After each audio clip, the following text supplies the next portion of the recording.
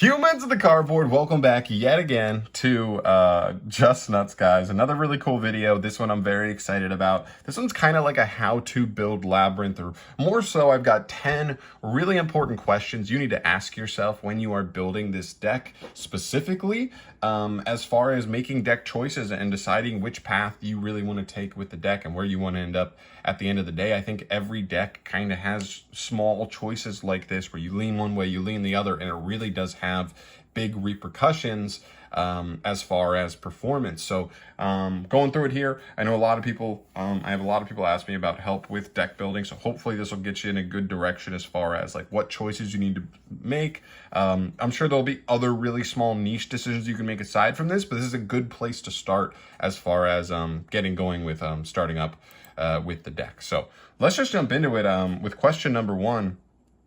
Here we go. And you know, we're going to start with like the big ones, okay? The first one is obviously ratios for your Labyrinth cards. Welcome Labyrinth is a pretty clear 3 of, and when the new trap comes out, that'll also be a pretty clear 3 of. But outside of that, we've got a ton of stuff that you got to decide between how many copies you really want to play. I think Triple Ariana seems pretty staple, but I've seen people also play 2 of that. Labyrinth Stovey Torby, I've seen people play 2 to 3 copies of him, 2 to 3 copies of Chandraglier. Some people don't play Ku Klok at all. I'm opting to play it. Some people play Triple Lady, I'm on 2. Some people play Double Lovely, I'm on 1. And then some people play 1 Labyrinth, but I'm actually on 2. So at the end of the day, there's a ton of different decisions with ratios here. You just got to decide what you're comfortable with, what ones you want to see the most, which ones you think are just a 1 of, just for the utility, and go from there. I also don't even play Ariane. I'm not going to give you an answer. I'm just going to give you the question that you need to ask yourself and figure out what ratio you really want to go for.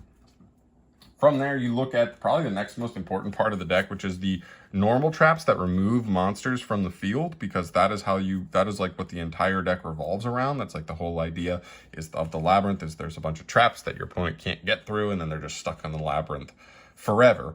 Some of the ones I'm opting for right now are Compulse, Tears, and Dogmatic of Punishment. They all have their own pluses and minuses, but there's also a handful of other ones. And just as a prime example here, I have Ice Dragon's Prison off to the side here because I've recently cut it out of the list. I think with Keldo and Mudora from the new Ishizu cards being in the format, as well as Bestials being in the format, a lot of decks can dodge Ice Dragon's Prison completely and make it fizzle, and I found that like over half the time I was trying to use this card, it was fizzling because of Bestials, because of Keldo and Mudora, and it's just really punishing at that point, that you really don't want to have to just completely lose a trap altogether when that happens. So I ended up cutting it. I think it's powerful when it resolves, but how often am I getting it to really resolve? And that's definitely one of those questions. You have to look at the metagame and you have to decide which traps you think make the most sense for your deck. And yeah, definitely an important question. Next up, maybe not one of the most important questions, but it is one that I have a lot of people ask me about. Pot of Extravagance versus Pot of Prosperity. As you can tell here, I've got the Prosperity in the sleeves, not just because it's way more expensive than the common Extravagance, but I do believe it's the correct choice. This one I'll actually answer for you. Just play Prosperity. Post side, you need to find going second cards.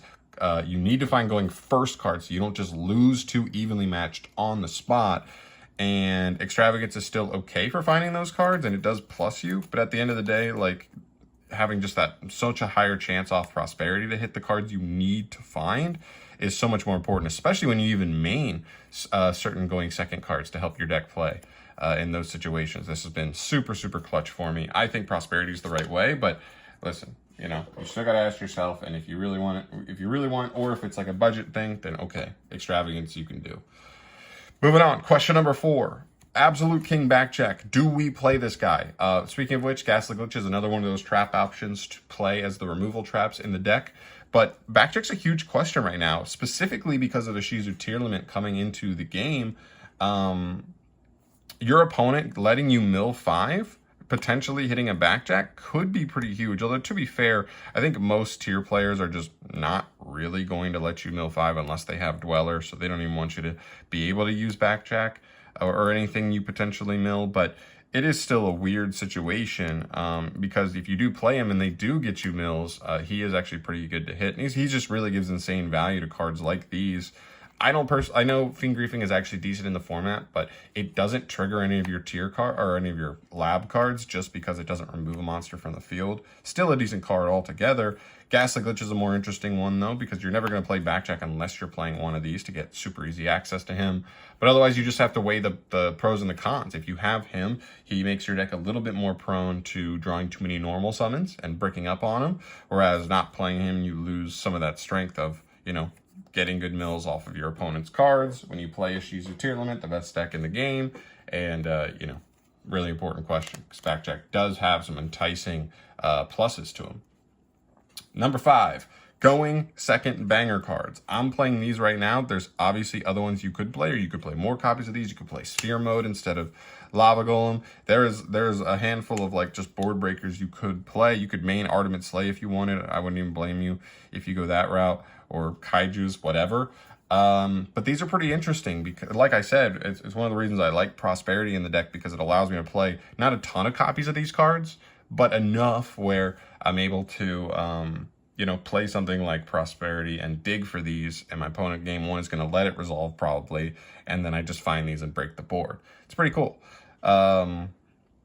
But yeah, definitely something you got to figure out if you want to play it at all. So people will go for hand traps here, so people will go for other stuff, but you definitely have to have something to help you go second. Maybe it's just more traps that are more better designed, more suited to go second, right? That could definitely be a route you look at.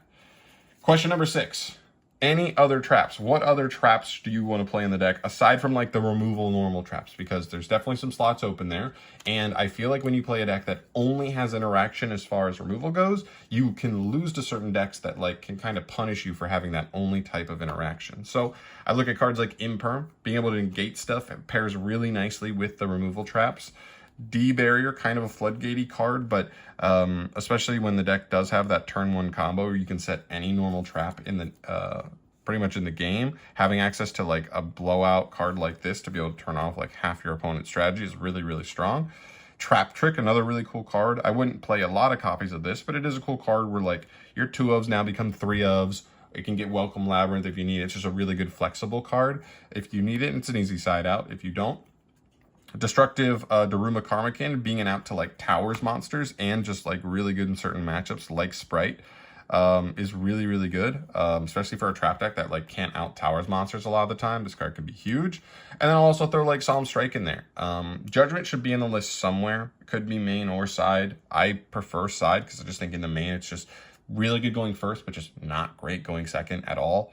Whereas Strike is just like pretty solid in both ways. So it's just kind of a meeting in the middle. It's good to draw first, good to draw second. You're never really mad about seeing it. It does hurt the life points, but other than that, it lets you win a lot of interactions, kind of like Imperm. These two feel really nice when you pair them with all that the removal traps offer, because like you're still stopping monster effects, you're stopping stuff on field. This can even negate a spell because you can set it in the column of a card your opponent sets, which is really cool. So there's a lot of cool options there. There's obviously other ones as well for possible utility, and you know, it's definitely really nice.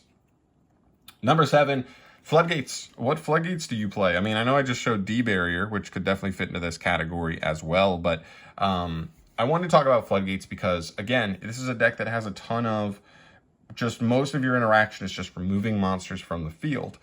And so sometimes a deck can just play, like can really just go and go and go and go and play through interruption like that. That's just infinite removal, especially if they're a really floaty deck. Whereas if you also pair it with like a Floodgate like this, or Rivalry, where they already struggle to like do a ton of playing, but then all it takes is like one removal card to like pair with this and they pass turn, that's really, really strong. So I like having the like potential turn skips that these cards offer. They're just, they require a response, which means it takes attention away from like your other cards. And Eradicator, even more so with Eradicator, like going first post side, like ripping spells or traps out of the hands that you're not losing evenly, you're not losing a Lightning Storm, can be super, super beneficial for the deck. So I think you do need to look at playing certain Floodgates. You definitely don't have to, but I think that it definitely lends itself to being a deck that can really benefit from some of those. Number 8 on the list, Dimension Shifter. To main or to side, I really believe if you're trying to play this deck any kind of competitively, you have to play Shifter. I'm not saying it has to be in the main, because I think going first, it's actually pretty lackluster, but Going second is just too good to ignore. Like literally just causing tier to just pass turns that you just get to pretty much go first for free is so, so good. Especially when in a lot of scenarios you can like let your opponent fire off a card first, and then chain this to it, so they have to kind of like give up a card or two just to even like try to play before realizing they can't under shifter is really, really good. Now, keep in mind, you know, Shizu tier now has orange light, so they do have a 3 of response to this. That just beats it. But I do think all things considered, this card's like when it is going to work, it's going to work wonders and a half. So you still have to think about playing it somewhere. But especially going second versus tier is going to be huge because we want them to just pass turn as much as possible. Got to be somewhere. Number 9, a very, very particular card. I know we just talked about shifter and we've talked about backcheck, talked about very particular cards and whether or not you should play them. But this one is very, very spicy. I've been seeing some OCG lists that run around with this card. This card is called the End of Anubis. I'll go ahead and read them for you. As long as this card remains face up on the field, all effects of spell, trap, and monster cards that target a card in the graveyard or that activate in the graveyard are negated. So kind of crazy, but the deck has multiple ways to get this guy out. Ariana can special him from hand. The field spell can special him from hand or graveyard, as well as... I thought there was one other interaction to be able to get him at it. Oh, you can also Muckracker, reborn him from the graveyard as well. So there's multiple ways to get him out. He is sort of a brick still, but this is what I'm talking about as far as like Floodgate specifically versus tier, and in this specific format, maybe this card is just a have to play. And it gets even a little better too if you do play something like Archfiend's Ghastly Glitch, because you can just send him as long as you have a way to reborn him, like the field spell, and then you just like win the duel. So you can get access to him that way. But if you don't play Ghastly Glitch, you're just hoping to see him as a one-off, so that's like kind of weird. But if you do, you're just going to steal games versus tier, because they just will not have an out to a card like this. They will have already had to have like found their way into something like a Sulliek, right? Or a way to trigger the field spell, right? To pop him, which usually can't happen because they can't trigger their effects they can't activate their effects that would trigger the field spell normally. So yeah, this card's pretty insane. I'm definitely going to look at trying to fit it into the build and how that actually will work out, but I'm very, very interested to see where that goes. There, and then the last question that we'll ask today is extra deck. Extra deck is weird for a deck like this. This deck does not really use the extra deck much. I will tell you, I've gone to like, I just went to locals this past week. It was 5 rounds. I literally did not summon from the extra deck.